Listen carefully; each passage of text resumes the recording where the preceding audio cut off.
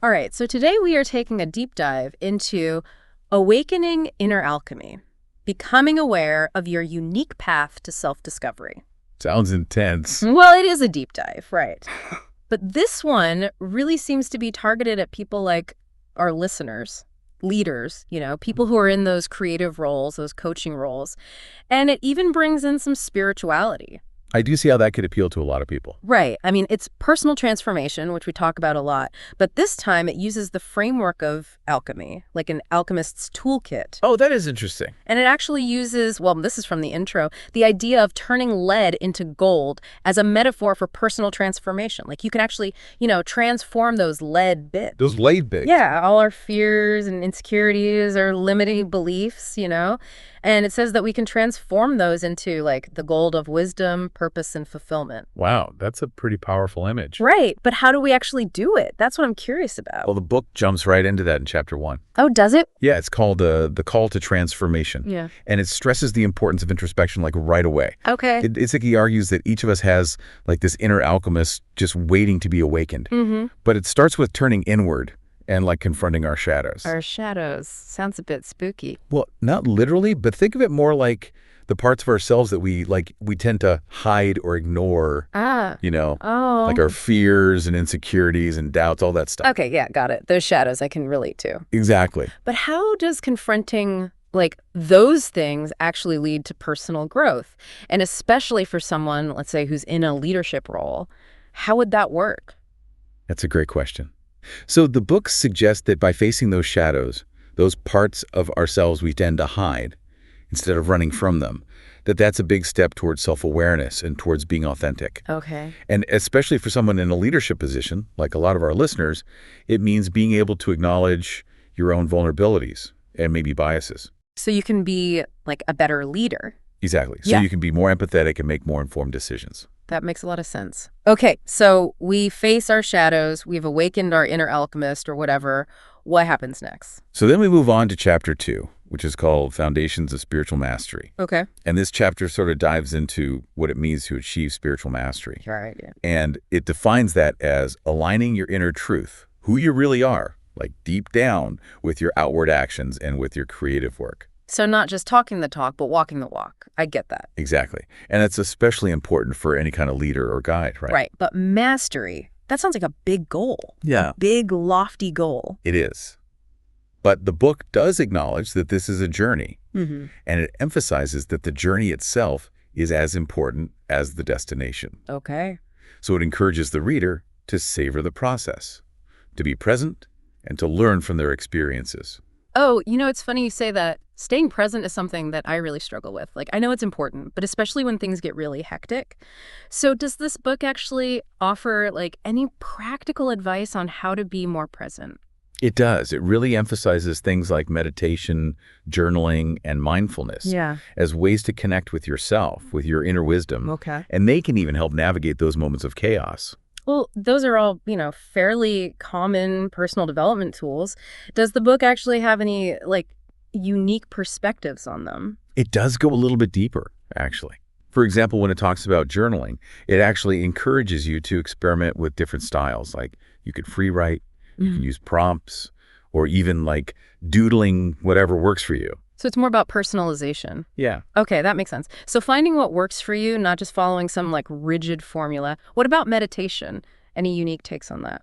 So with meditation, it emphasizes that it's not just about clearing your mind completely, but more about developing a deeper awareness of your thoughts and your emotions, and even your physical sensations. Uh-huh. Oh. And like the idea is to create a space between you and your thoughts so you can observe them without getting carried away by them. That's interesting. I like that. It's not about stopping thought altogether, but learning to relate to it differently. Right. Okay, so we've got shadow work, spiritual mastery, and these tools for self-exploration. What else is in this book? Okay, so in chapter 3, it introduces what it calls the elements of self. Elements of self. Okay, I'm intrigued. And it actually connects the 4 elements, earth, water, fire, and air, to different aspects of personal growth. Oh, okay. So it's like, what kind of alchemist are you? Are you an earth alchemist? Yeah, there might be an app for that. Right. But seriously, the book uses these elements as a framework for understanding those different dimensions of ourselves that we need to cultivate for growth, for personal and spiritual growth. Okay, I'm all ears. Let's break it down. What does each element, represent? Okay, so let's start with Earth. Earth is all about grounding your purpose, finding stability, connecting with nature, and taking action to make your vision a reality. Mm-hmm. And I think for someone in a leadership position, like a lot of our listeners, grounding your purpose might be about thinking back to why you even started your company in the first place. Right. Like, what were those core values that were important to you back then? And how can those values still guide your decisions now, even with all the craziness of running a business? Yeah, that's such a good point. It's so easy to get caught up in just the day-to-day and lose sight of that bigger picture. Exactly. Okay, so Earth is grounding. What about water? Okay, so water is about flowing with your emotions. Okay. The book argues that emotions aren't something that you have to overcome or get rid of, Yeah. but they're actually valuable guides. We need to listen to them. And mindfulness plays a big role here because it can help you actually connect with your emotions without being completely swept away by them. So it's about becoming more emotionally intelligent? Exactly. Being able to recognize your emotions, understand them so they don't control you. That's helpful for anyone, but especially in a leadership role. Yes, especially when you're dealing with a lot of people. Okay, so Earth is grounding, water is about emotions. What about fire? All right, so fire is about igniting your passion and creativity. Uh-huh. And it really emphasizes facing your fears and using those experiences to help you grow. Oh, that sounds kind of scary. I know. I don't know about intentionally seeking out fear. Well, I think a good way to look at it is, think about it when you push past your comfort zone, when you face your fears, that's where the real growth happens. It's like a muscle. The more you challenge it, the stronger it gets. And for someone in a creative field, embracing that discomfort can lead to innovative ideas. That is an interesting perspective. I will think about that. All right, so we've got earth, water, fire, and now the last one, air. What's that about? Okay, so air is all about expanding your awareness and gaining a wider perspective. So it involves being able to adapt to change, seeing the big picture, and using breath work to develop a deeper awareness. Okay. Being more adaptable, being more flexible in your thinking. That makes sense because especially in the world we live in now, you have to be able to change and adapt to new things. Exactly. And breath work, which the book suggests, can actually help you be more adaptable. Oh, interesting. Because it can calm down your nervous system and help you think more clearly, which is so important when you're faced with tough decisions or big changes. I see how these all work together. You have to develop all of them, not just one. Yes. You want to integrate all these different aspects so you can show up as a whole person. Okay, so we've got the call to transformation, the foundations of spiritual mastery, and these 4 elements.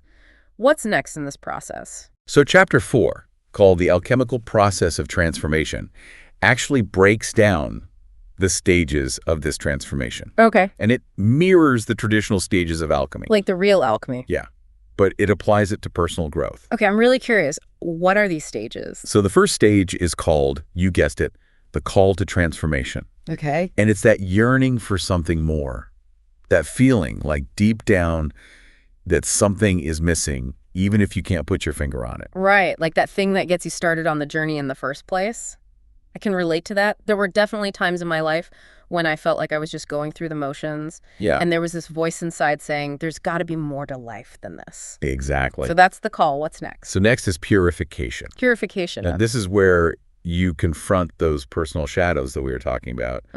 It's getting real with yourself. Yeah. Facing the stuff that's, tough, and getting rid of the baggage that's holding you back. So this is where the real work begins.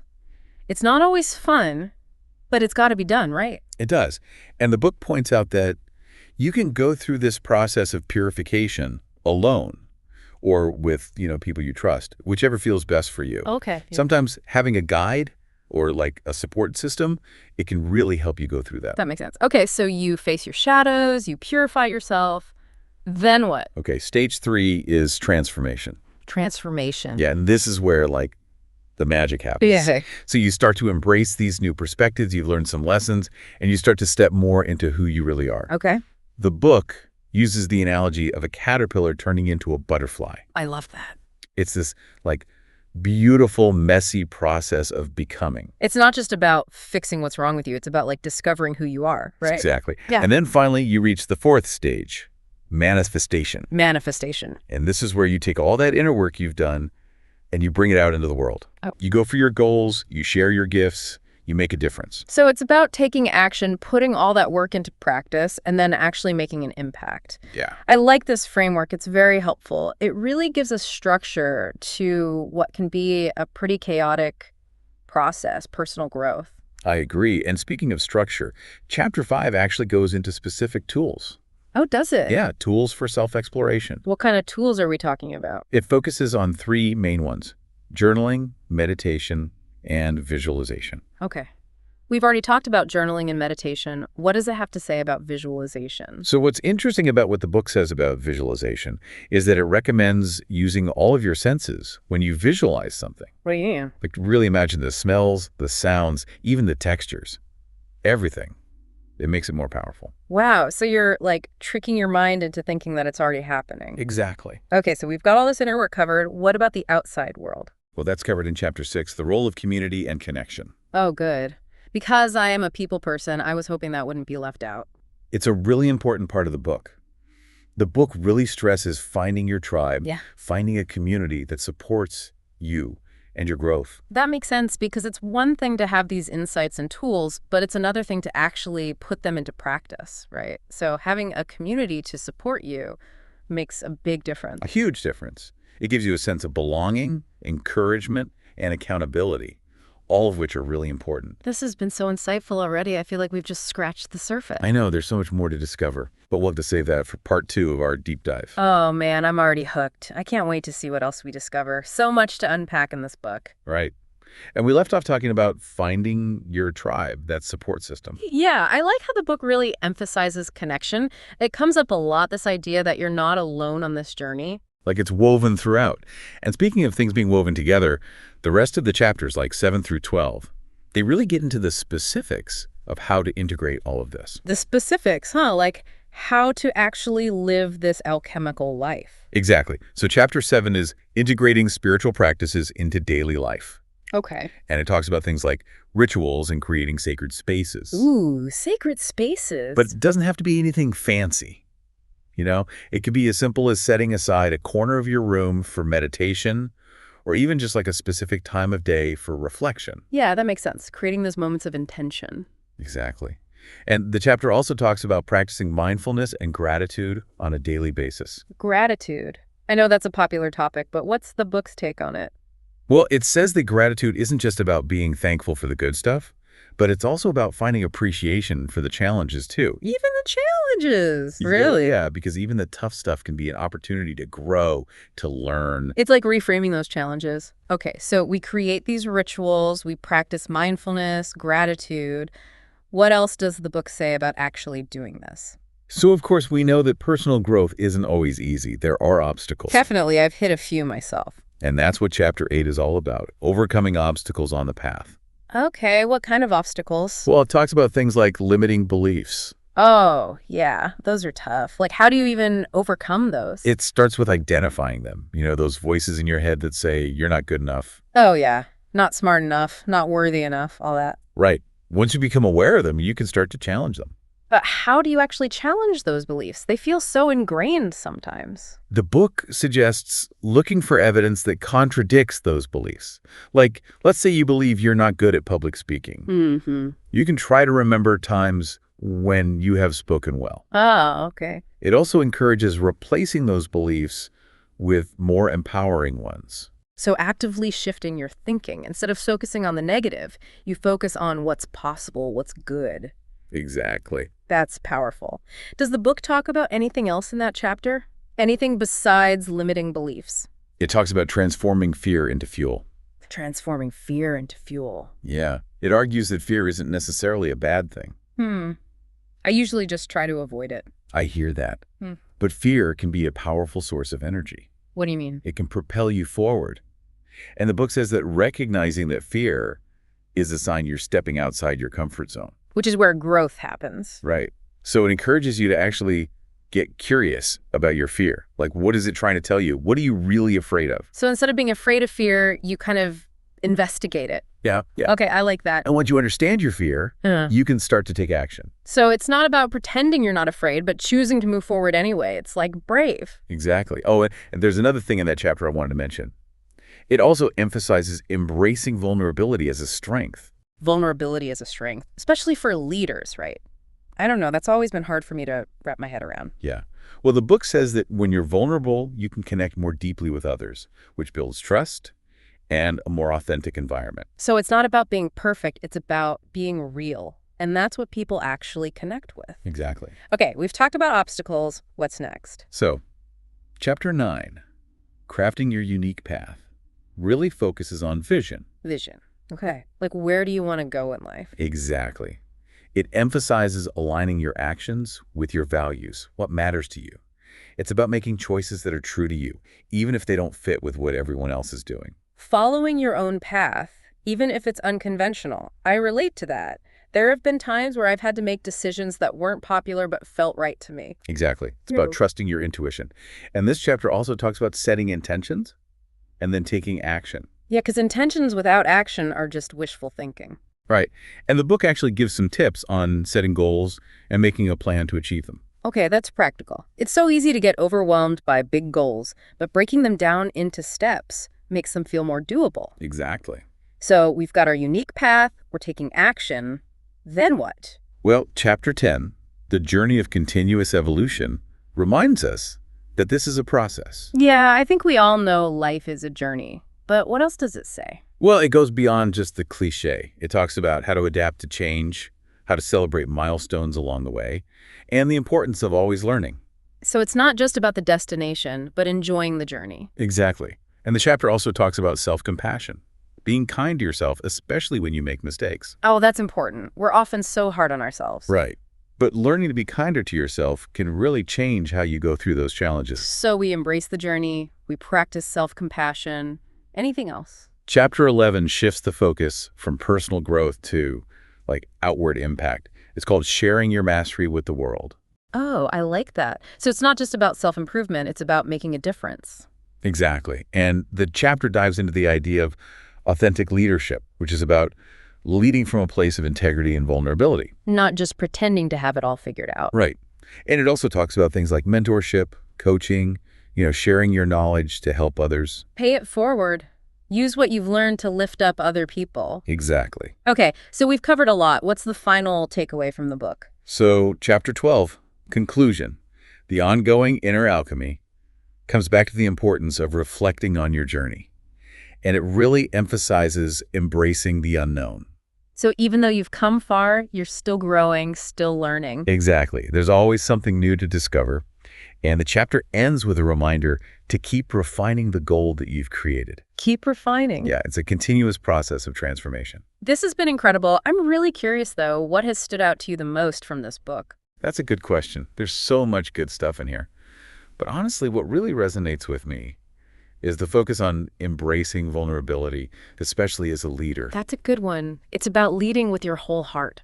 Right, creating a space where people feel safe to be themselves, where they can support each other through thick and thin. Yeah, I love that. So much to think about. Okay, I can't wait to hear what other wisdom we uncover in the final part of our deep dive. Okay, so ready to wrap up our deep dive into awakening inner alchemy. Yeah, it's been a fascinating journey. It has. And I'm curious about something. At the end, the author mentioned Wholeness Quest. Oh, yeah, I remember that. What do you think that is? I'm not sure exactly, but from what they said, it sounds like a program or maybe like a workshop, something that delves even deeper into these principles. It's almost like this book is just the intro. Right, like a taste of what's possible. Yeah. And given the author's background, all their experience in business, psychology, and spirituality, it seems like Wholeness Quest might blend all of that together. Yeah, they definitely have this holistic approach. And it seems like they're really passionate about helping people, reach their full potential. Oh, for sure. And actually, in the About the Author section, they encourage people to reach out. Oh, really? Yeah, for online learning, personal coaching, all that. So anyone listening who, felt inspired by this deep dive, they can actually connect with the author and keep going. Exactly. They can dive even deeper. Yeah. And I have a feeling this book is just the beginning for the author, too. What do you mean? Well, remember they mentioned working on more stuff, ebooks, audiobooks, even music and podcasts. Wow. They're really a multi-passionate creator. You can see that in their writing, too. I know, right? They make these like big concepts, easy to understand, so engaging. Totally. This whole deep dive has been so insightful. I feel like I have a much better grasp on how to live, well, an alchemically inspired life. Yeah, it's not just about reading the book, but putting these ideas into practice, right? Yeah, seeing what happens when you experiment. What's been the biggest takeaway for you? What's going to stick with you from this book? Oh, that's a good question.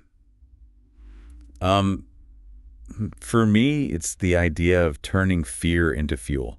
Oh, yeah, that's a powerful one. You know, I tend to let fear hold me back. Me too, actually. But this book shifted my thinking. Like, fear isn't necessarily bad. It could be a sign you're on the right track. And that's a big deal for me. I get that. It reminds me of like those old alchemists who could see the potential for something good, even in things that seem, well, not so good at first. They believed in transformation. Yeah, seeing the gold within, Yeah. even in the parts that seem like lead. Exactly. Yeah. And I think everyone can benefit from that message. Absolutely. It's a journey we're all on. Yeah. And Awakening Inner Alchemy, it gives us like a guide, a map. It does. Well, to everyone listening, thank you so much for joining us on this deep dive into Awakening Inner Alchemy. We hope you found it valuable. Yeah, thanks for being here. And remember, as the author said, the journey of self-discovery, well, it never really ends. It's a lifelong thing. So embrace the journey, experiment, and see how your own inner gold begins to shine. Happy diving, everyone.